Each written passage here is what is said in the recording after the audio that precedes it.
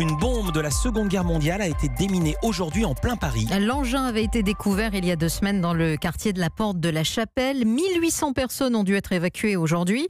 L'opération s'est déroulée sans incident. Il était peu après 13 heures lorsque les démineurs l'ont neutralisé. Roman Oquet.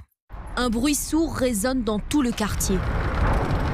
La bombe vient d'exploser. La fin d'une opération débutée dès 6 heures ce matin avec l'évacuation de 1800 habitants de Paris et Saint-Denis. Une précaution indispensable pour la phase la plus délicate du déminage.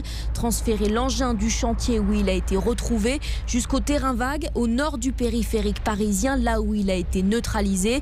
Un trajet de 200 mètres réalisé en 1 heure. La bombe a ensuite été placée dans un puits de 7 mètres de profondeur puis recouverte de sable par les démineurs. Pendant ce temps, une partie des habitants patientent dans un gymnase alentour ou à la mairie du 18e arrondissement.